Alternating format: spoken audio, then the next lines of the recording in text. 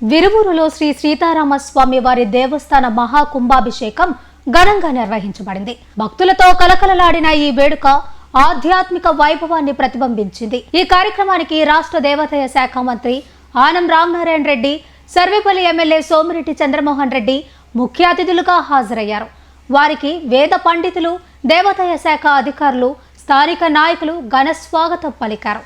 అనంతరం ఆలయ పునర్నిర్మాణం సందర్భంగా నూతన విగ్రహ ప్రతిష్ట, ధ్వజ ప్రతిష్ట శిలాఫలకాన్ని భక్తుల జయ జయ ధ్వానాల మధ్య ప్రారంభించారు. కామన్ గుడ్ ఫండ్ అనేటువంటి ఒక పథకం కింద రాష్ట్ర ప్రభుత్వం 50 లక్షల రూపాయల్లో 40 లక్షల రూపాయలు CGF ఫండ్ మంజూరు చేయడం, 10 లక్షల రూపాయలు గ్రామస్తులు ఇక్కడ ఉన్నటువంటి ఈ యొక్క కార్యనిర్వాహక వర్గం అంతా కలిసి నిధులు మంజూరు చేసుకున్నారు.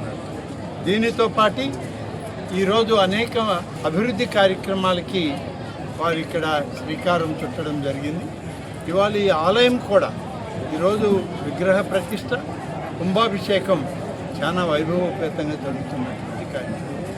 పురాతనంగా ఉన్నటువంటి ఆలయం అనేక దశాబ్దాలుగా ఈ ఆలయం నిర్మాణం జరగాలని ఉన్న ఇటీవల కాలంలో ప్రారంభించి ఈ ఆలయాన్ని పూర్తి చేసుకొని ఈరోజు పూర్తిగా గర్భాలయం కానీ అంతరాలయం ఉన్నటువంటి ప్రధాన ఆలయం అంతా కూడా గ్రానైట్ స్టోన్తోనే ఇది నిర్మాణం చేయడం జరిగింది.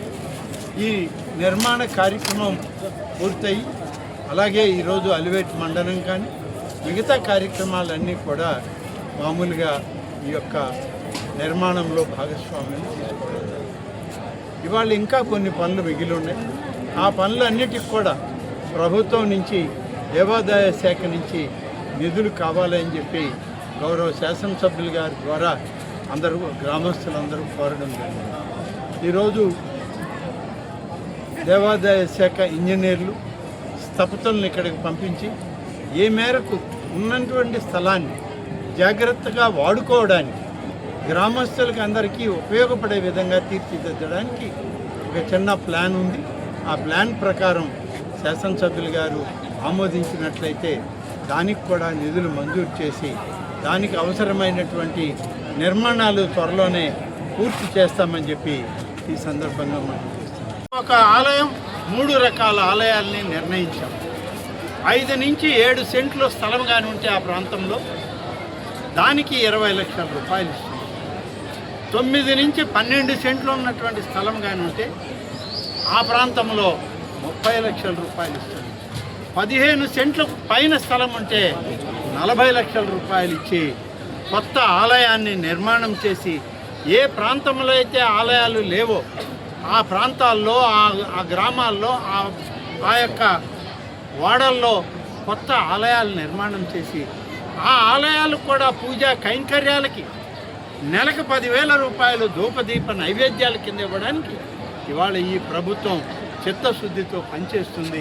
మొదలుపెట్టాము కార్యక్రమాలు అనేక దగ్గరలా. మరి ఇవాళ విరువూరు గ్రామంలో సీతారామాంజనేయ స్వామి ఆలయం పునర్నిర్మాణం చేసుకొని గ్రామమే కాదు, గ్రామంలో ఉన్న ప్రతి కుటుంబానికి ఉన్నటువంటి బంధువర్గం, స్నేహితులు, చుట్టుపక్కల గ్రామాల వాళ్ళు, చుట్టుపక్కల ప్రాంతాల వాళ్ళందరూ వచ్చి ఆ స్వామి యొక్క, అమ్మవారి యొక్క ఆశీస్సుల కోసం ఇక్కడికి ఏ విధంగా వస్తున్నారో ప్రతి గ్రామంలో కూడా అదే భావం రావాలి, అదే దైవ సాన్నిధ్యం రావాలి, ఆధ్యాత్మికత ఈ రాష్ట్రంలో ఉట్టిపడాలనే ఇంత పెద్ద ప్రయత్నం చేస్తూ ఉంది. వీటన్నిటితో పాటు రాబోయే సంవత్సరం పుష్కర కాలం, గోదావరి పుష్కరాలు వస్తున్నాయి 2027 జూన్.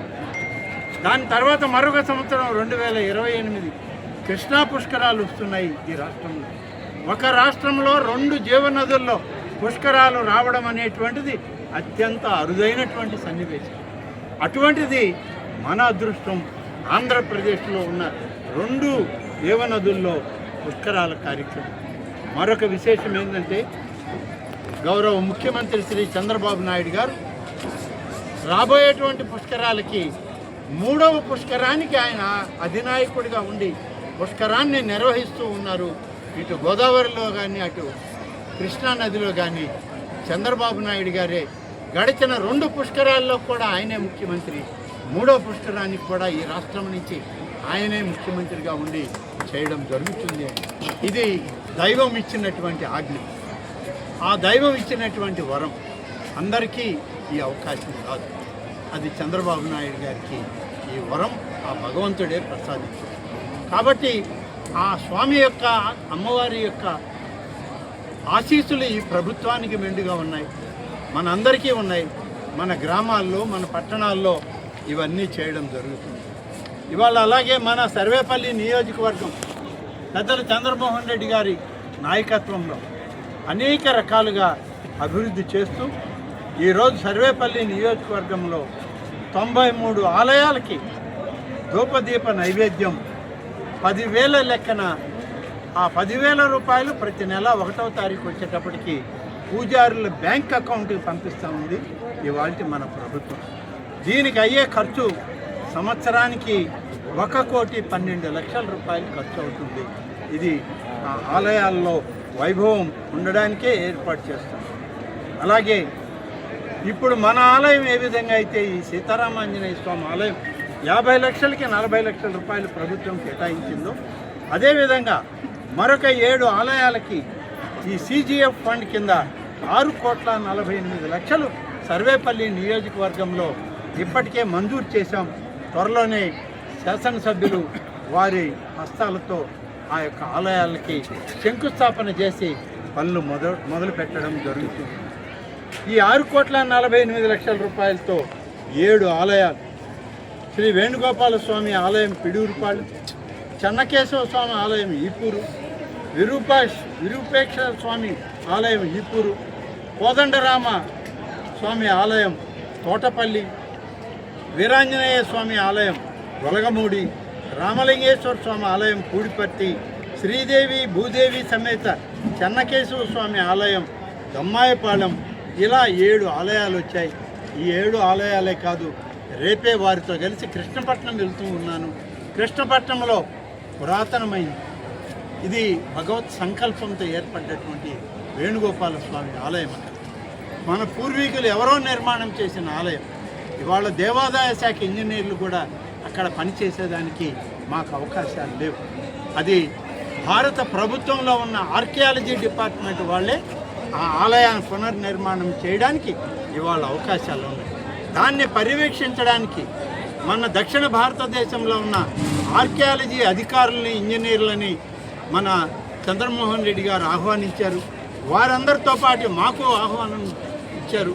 నేను రాష్ట్ర దేవాదాయ శాఖ స్థపతులు, ఇంజనీర్లు, దక్షిణ భారతదేశం నుంచి వాళ్ళు అందరం కలిసి రేపు చంద్రమోహన్ రెడ్డి గారి నాయకత్వంలో కృష్ణపట్నం దగ్గర ఉన్నటువంటి విశ్వేశ్వర స్వామి ఆలయం, అలాగే వేణుగోపాల స్వామి ఆలయాన్ని పరిశీలించి దాని అభివృద్ధికి ఏ మేరకు నిధులు అవసరమన్నా రాష్ట్ర ప్రభుత్వం నిధులు ఇస్తుంది.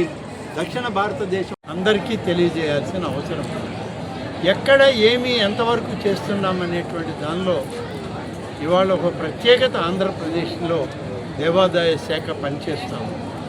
గౌరవ ముఖ్యమంత్రి శ్రీ చంద్రబాబు నాయుడు గారు అధికారంలోకి వచ్చిన తర్వాత దేవాదాయ శాఖ అత్యద్భుతంగా పనిచేయాలి, ఆ దైవ సాన్నిహిత్యాన్ని ప్రజలందరికీ చేరువ చేయాలి, దైవానుగ్రహం ప్రతి కుటుంబానికి అందించాలి అని చెప్పి వారు చెప్పినటువంటి సూచనలు, చెప్పినటువంటి వాగ్దానాలని అనుసరించి ఈరోజు దేవాదాయ శాఖ పనిచేస్తుంది.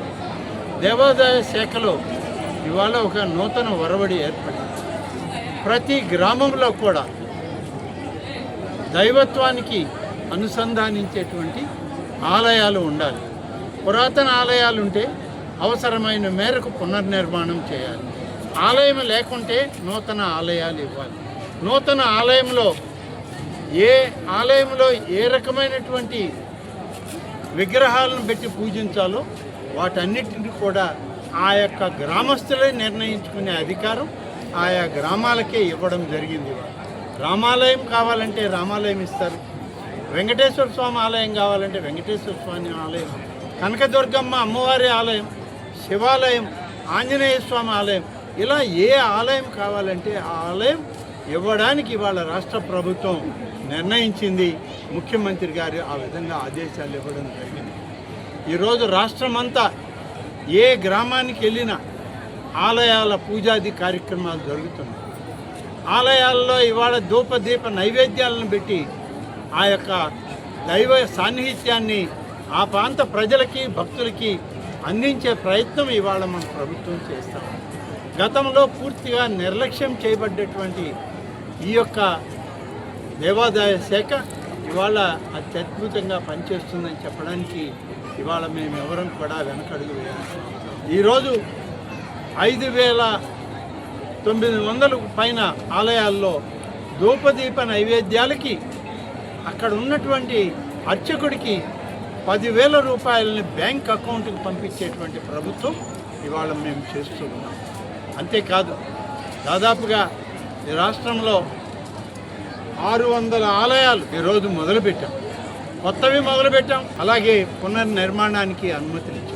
మరి ఇంకా టీటీడీ తిరుమల తిరుపతి దేవస్థానం యొక్క ఆర్థిక సౌలభ్యంతో రాష్ట్ర దేవాదాయ శాఖ నుంచి గౌరవ ముఖ్యమంత్రి గారి ఆదేశాల మేరకు 5,000 నూతన ఆలయాలని నిర్మించడానికి రాబోయే 2 సంవత్సరాల్లో 5,000 ఆలయాలని నిర్మాణానికి ఈ రోజుకి ఇప్పటికే 750 కోట్ల రూపాయలు మంజూరు చేశామని చెప్పి ఈ సందర్భంగా మనం చూస్తాం. గతంలో 10ల సంఖ్యలో కూడా లేనటువంటి ఆలయాలు ఈ రాష్ట్రంలో ప్రతి ఊర్లో ఆలయం ఉండాలి, ప్రతి ప్రాంతంలో ప్రతి వాడలో ఆలయం ఉండాలి. ఆ ఆలయ శోభ ఆ వర్గాల ప్రజలందరికీ, రైతాంగానికి, గ్రామీణ ప్రాంతాల్లో ఉన్న పేద మధ్యతరగతి వర్గాల ప్రజలకి ఒక ఆలయము, భక్తిభావము ఉండాలి అనేది ఇవాళ మన ప్రభుత్వం యొక్క ఆలోచన. అందుకని ఇంత పెద్ద ఎత్తున నిధుల్ని సమకూర్చుకొని ప్రతి ప్రాంతంలో కూడా నిధులు ఇవ్వడానికి, ఆలయాలు నిర్మాణం చేయడానికి ఏర్పాట్లు చేస్తూ ఉన్నాం. ఈరోజు కొత్తగా నిర్మాణం చేసేటువంటి శ్రీవాణి ఇవాళ రాష్ట్రమంతా ఏ విధంగా అయితే ఆలయాలతో ప్రతి గ్రామం, ప్రతి ప్రాంతం పరిడవిల్లుతుందో అదే ఆధ్యాత్మిక భావన నెల్లూరు జిల్లాలో కూడా పెద్ద ఎత్తున ఈ కార్యక్రమాలన్నీ నిర్వహించడానికి ఏర్పాట్లు చేస్తూ ఉన్నామని చెప్పి ఈ సందర్భంగా తెలియజేస్తూ, ఇప్పటికే శ్రీవాణి ట్రస్ట్ కింద భజన మందిరాలని నేను ముందే చెప్పాను, 20 లక్షలు, 30 లక్షలు, 40 లక్షలని ఆ 3 కేటగిరీల్లో దాదాపు 10 ప్రాంతాల్లో ఇప్పటికే ఆలయాలకి వారు ఇవ్వడం జరిగింది. ఆ 10 ఆలయాలను కూడా మంజూరు చేసి 1,65 లక్షల రూపాయలని మనం ఇవాళ రాష్ట్ర ప్రభుత్వం నుంచి మంజూరు చేశాం. దీనికి గ్రామస్తుల యొక్క భాగస్వామ్యం లేదు. మొత్తానికి మొత్తం 20 లక్షల గుడైనా, 30 లక్షల గుడైనా, 40 లక్షల గుడైనా మొత్తం ప్రహరీ నిర్మాణంతో ఈ ఆలయాలు శ్రీవాణి పథకం కింద పూర్తిగా ప్రభుత్వ నిబంధనల మేరకు, ఆర్థిక వనరుల మేరకు వీటన్నిటిని కూడా నిర్మాణం చేయడం జరుగుతుందని చెప్పి ఇప్పటికే నిర్ణయం తీసుకొని మంజూరు ఇచ్చాం.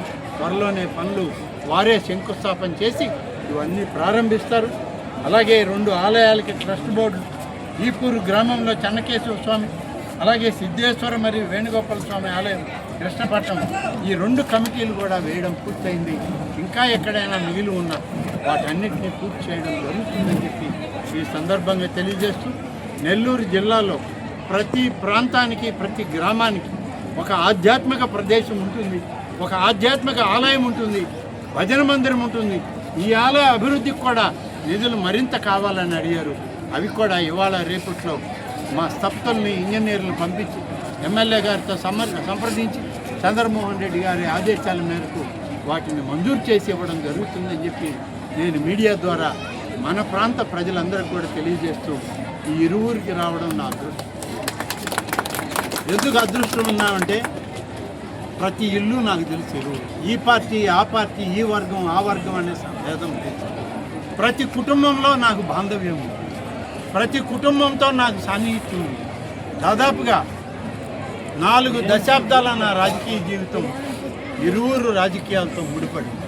ఒకసారి ఒకరు ఆమోదించవచ్చు, ఒకసారి ఒకరు ఆమోదించకపోవచ్చు, కానీ ప్రతి కుటుంబం నన్ను గౌరవిస్తుంది, నన్ను ఆదరిస్తుంది. నా మీద వాళ్ళకి ఆ విశ్వాసం ఉంది. ఈ గ్రామం పట్ల కూడా నాకు ఆ విశ్వాసం ఉంది. తప్పనిసరిగా ఈ గ్రామంకి ఏ అవసరం ఉన్నా మీ శాసనసభ్యుల ద్వారా కబురు పంపితే ఈ యొక్క గ్రామానికి అన్ని రకాల సౌకర్యాలను ఏర్పాటు చేయడంలో ఈ రాష్ట్ర మంత్రివర్గంలో మంత్రిగా ఈ జిల్లాలో ఉన్నటువంటి చంద్రమోహన్ రెడ్డి గారికి సహచరుడిగా అభివృద్ధి చేయడంలో ముందుంటానని చెప్పి అందరికీ తెలియజేస్తూ వైభవంగా ప్రతిష్ట దేవాలయం ప్రారంభ కార్యక్రమం చేసుకుంటారు. దాంట్లో అన్నని పిలవగానే ఎండోమెంట్ మినిస్టర్ దేవాదాయ శాఖ మంత్రి గారు గౌరవనీయులు అన్న రామనారాయణ గారు పిలవగానే వస్తున్నారు. రేపు కూడా కృష్ణపట్నం పోతున్నాం. ఇలా చెప్పినట్టు కూటమి ప్రభుత్వం వచ్చిన తర్వాత దేవాదాయ శాఖ మంత్రిగా అన్న రామనారాయణ గారు వచ్చిన తర్వాత పెద్ద చేంజ్. దేవాలయాలకి అంతకుముందు 10 లక్షలు అట్టు ఉండింది. ఈరోజు అన్న చెప్పాడు 5 to 7 సెంట్స్ ఉంటే 20 లక్షలు, 10 సెంట్లు అరౌండ్ 10 సెంట్స్ ఉంటే 30 లక్షలు, 11 సెంట్లు పైన ఉంటే 40 లక్షలు. ఎన్ని టెంపుల్స్ కావాలన్నా శ్రీవాణి ట్రస్ట్ కింద ఇచ్చేదానికి ఒక డెసిషన్ తీసుకున్నాం. 10 లక్షలది మినిమం 10 లక్షలది 20 లక్షలు వేసేస్తాం. కామన్ గుడ్ ఫండ్ మనం 1/3 కడితే 2/3 కలిపి ఇప్పుడు 33 లక్షలు కడితే 67 లక్షలు కలిపి ₹1,00,00,000. ఆ విధంగా అన్లిమిటెడ్గా దేవాలయాలకి వాటికి మళ్ళీ పూజారులకి 10,000 ఇచ్చే నిర్ణయాలు తీసుకోవటం చాలా పెద్ద మార్పు. దేవాదాయ శాఖలో అన్న వచ్చిన తర్వాత చాలా పెద్ద చేంజ్. ఇది దీనివల్ల ఏంటంటే పేదోళ్ళు ఆ చెన్నకేశవం టెంపుల్ అన్నా ఇంకొక టెంపుల్ అన్నా ఎస్సీ ఎస్టీ కాలనీలో మినిమం 20 లక్షలతో ఈరోజు టెంపుల్స్ కట్టే పరిస్థితి వచ్చింది. వాళ్ళు రూపాయి ఖర్చు పెట్టకుండా 40 లక్షలకైతే కాంపౌండ్ వాళ్ళతో కూడా వచ్చేస్తారు. ఇక డబ్బులుండే వాళ్ళు ఊళ్ళో చందాలు వేసుకుంటే కామన్ గుడ్ ఫండ్ కింద వాళ్ళు ఇచ్చిన ఒక భాగం వాళ్ళు ఇస్తే 2 కలిపేసేసి ఇస్తున్నారు.